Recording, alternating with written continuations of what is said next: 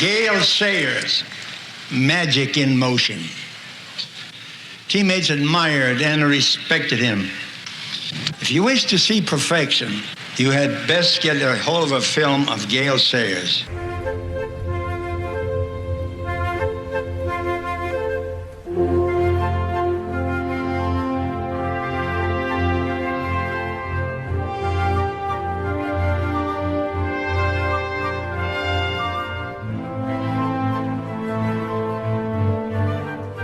It looks like he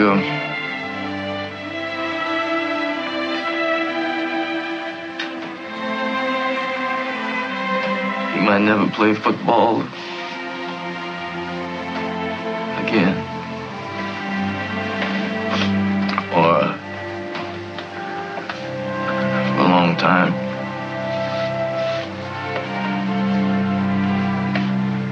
And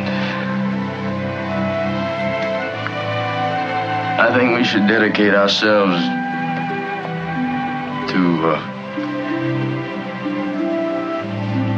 give our maximum effort to win this game. And give the game ball pick.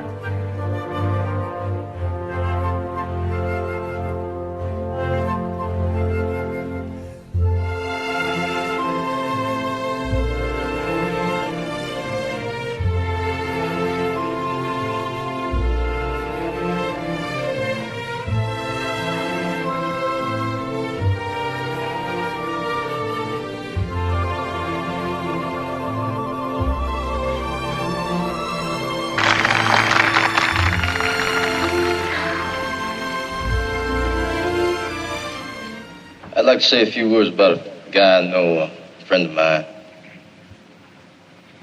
His name is Brian Piccolo. And he has the heart of a giant.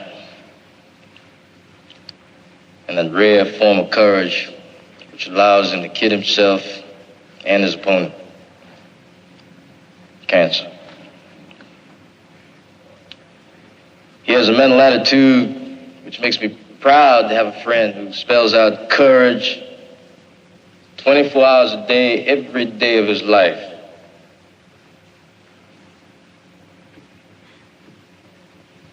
Now, you flatter me by giving me this award. But I say to you here and now, Brian Piccolo is the man of courage who should receive the George S. Hallis Award.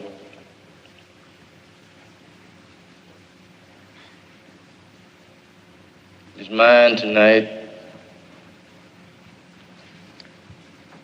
and Brian Piccolo's tomorrow.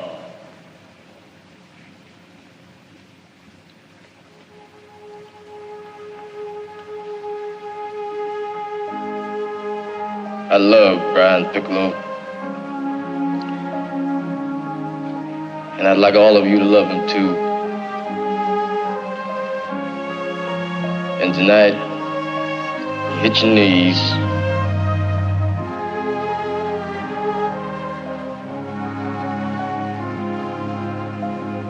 Please ask God to love him.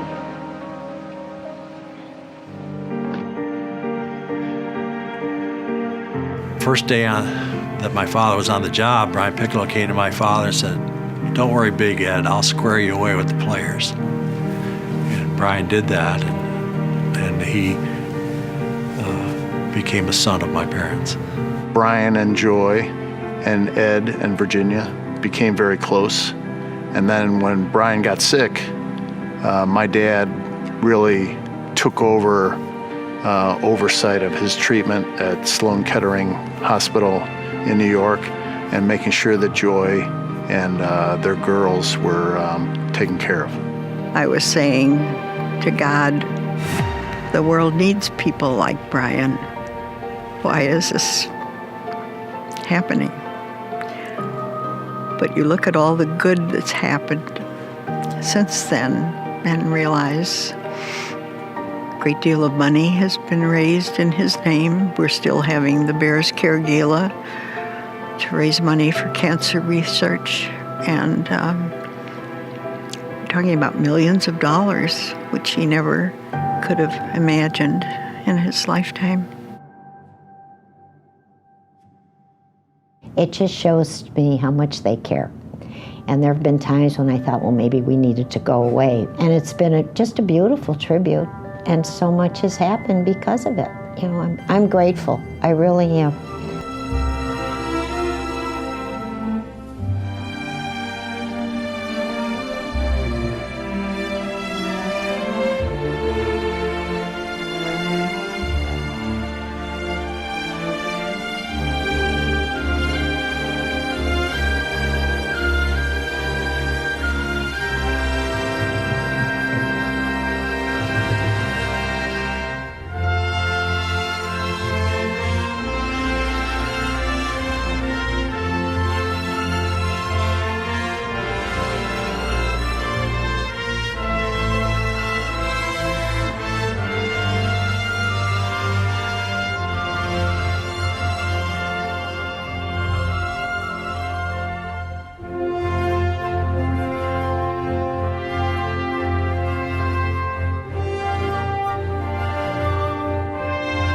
Been very fortunate in my life, my career, to win an awful lot of awards, but maybe this one means so much more to me because a lot of it means what this young man, Mr. Piccolo, meant to people off the field rather than on the field.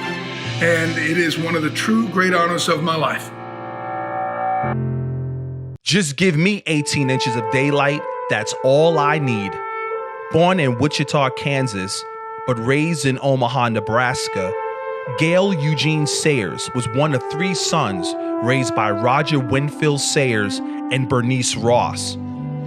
He attended the University of Kansas, and with 4,000 all-purpose yards, was named the Kansas Comet, but football was not a means to an end. I went to college not as an athletic student, but a student athlete.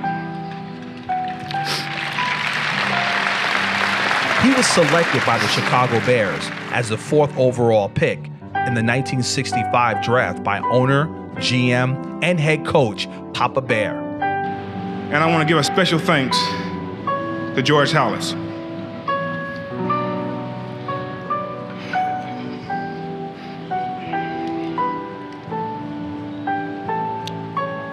A man who more than anyone else has made professional football what it is today.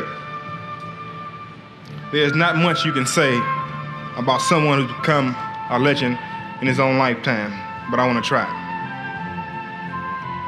Mr. Halas is one of those rare individuals who is not content with things as they are, but sees things as they could be and works to make things better.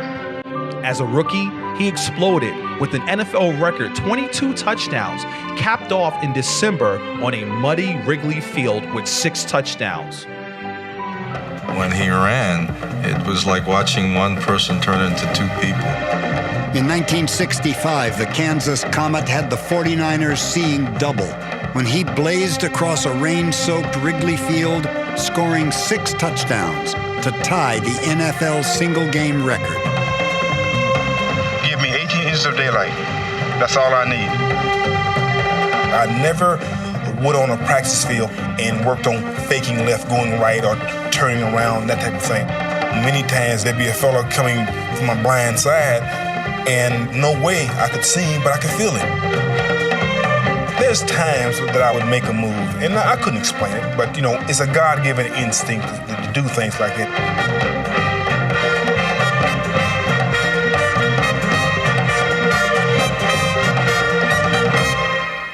You know, I'm a painter, so what you learn when you're a painter is that you paint your broad strokes, which is obvious to the eye, and then you paint the subtleties, the nuances.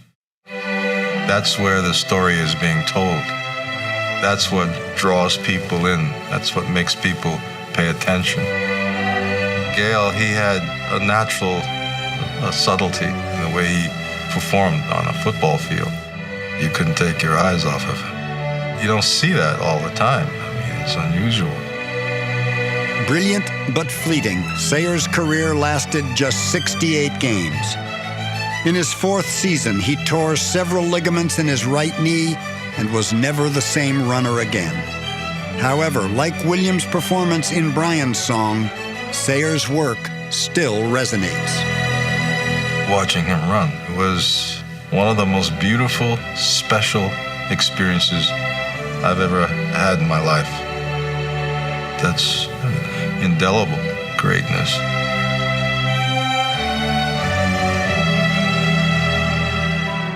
As great as he was on the field, his quiet wisdom and integrity made him the perfect choice for George Halas.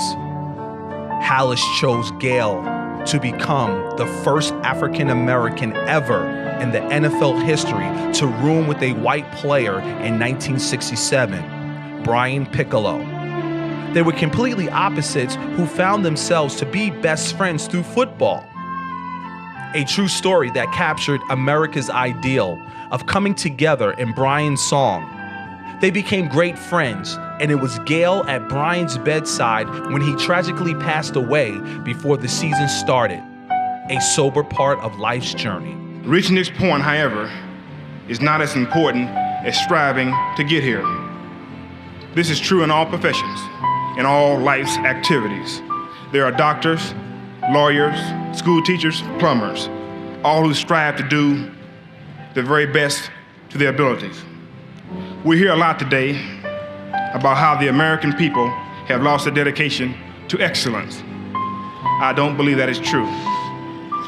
Each of us excels at different things, sometimes in areas that are only a hobby, more often in our life's vocation. The most important thing, however, is to strive to do our very best.